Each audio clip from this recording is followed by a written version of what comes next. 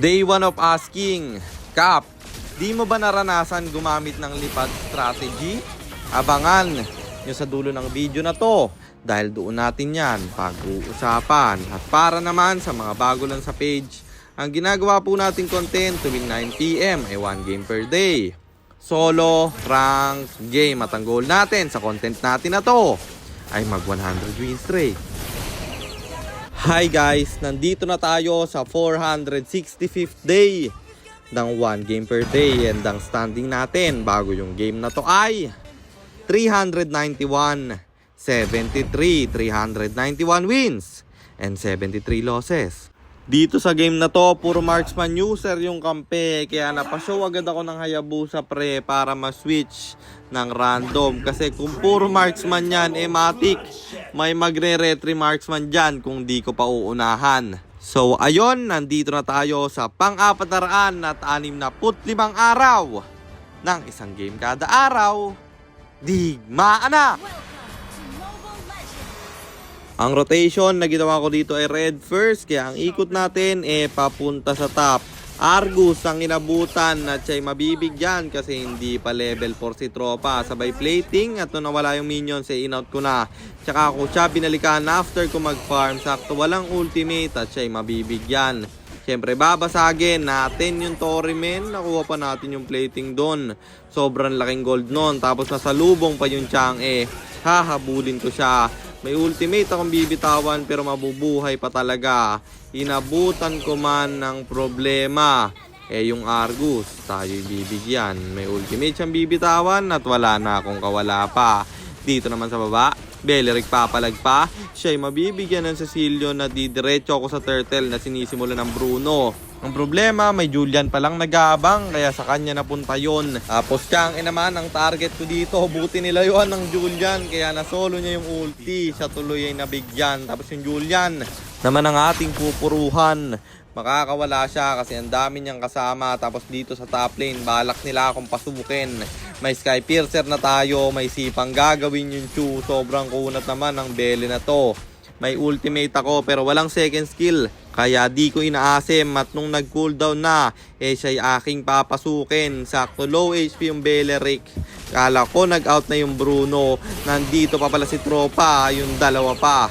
Tuloy silang namatay. After nun, dumiretso ako sa turtle na sinisimulan ng kalaban. Itatry kong kumontes pero siya yung makakakuha. Tapos dito naman sa gitna, may clash na magaganap. Chang'e, nagpapapid na lang. Ewan ko kung tinrush talk to ng kalaban pero tiniktok pa ng Chu na sayang lang yung flicker niya bro.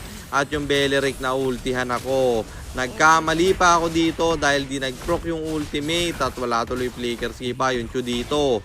Nabigyan pati siya. Double kill kami. Tapos yung Chang'e, flicker in na lang ng flicker in pre. Isipin mo natalo pa kami kahit may ganito na no? Umiyak siguro yung Chang'e kasi tinrush talk ng kampi niya. At yun ang wag na wag yung gagawin. Tatrash talkin yung kampi. Baka magkakanseran pre. Nakatakas yung Julian doon. Kaya dito ay papalag siya. Akala niya ako'y kayang-kaya. Pero tatlo kami dito. At na-shutdown si tropa. Killing spree na ako kahit lamang na lamang sila. At naabangan ko yung Bruno. May age siyang bibitawan pero mamamatay ka pa rin man. Sobrang sakit ng Sky Piercer. Naka-shutdown na naman tayo. Kaya ang tabako. Pero yung Argus dito marunong talaga guys. Ang hirap talaga pag one trick yung kalaban no? Kahit ang pangit ng hero, mahihirapan ka pa rin bro. Tapos Bruno, yung aking papasukin dito, may ultimate akong bibitawan at siya'y mamamatay na naman. Kaya yung Lord libre naming madedepensahan. Pero nanggigigil pa rin yung mga kalaban. Gusto na nila itong tapusin.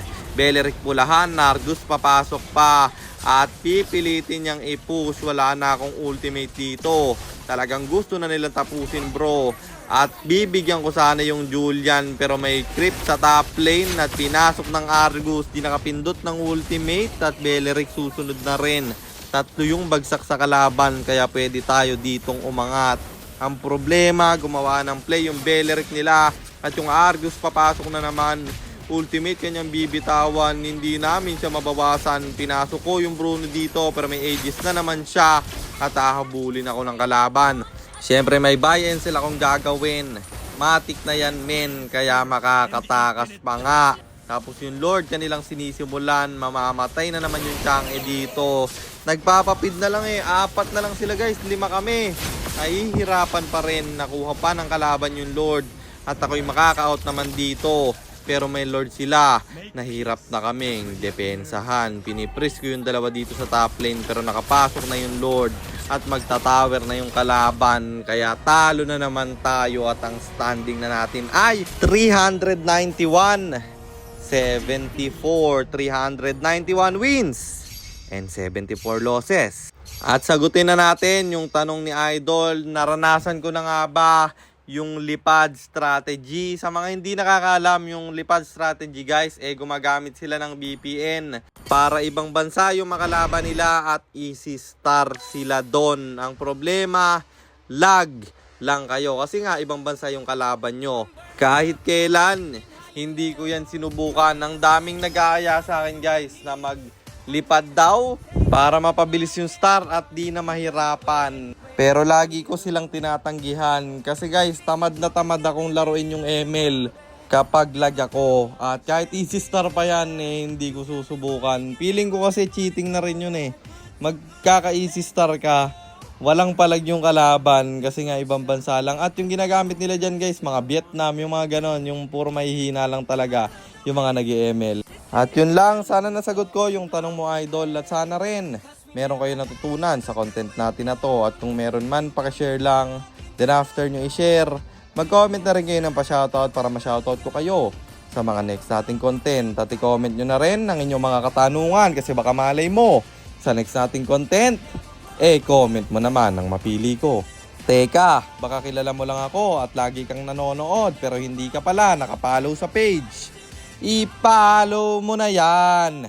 Isa lang At para naman sa mga gustong magpapilot ng ML account, mag-PM lang kayo, nagre-reply ako. At syempre, may bayad yon. Kahit hanggang anong rank pwede nyo ipapilot. Kahit anong hero, pwede nyo ipaspam. Basta may additional payment pag magpapaspam kayo ng hero. At yun lang guys, sana nag-enjoy kayo sa content natin na to. At shoutout sa iyo Jerome Hereliana, kay Art Justin Briones, kay Kenji Daisuke, at kay Ken Shimashi. Maraming salamat sa inyong suporta. Ingat kayo palagi. God bless. Paalam!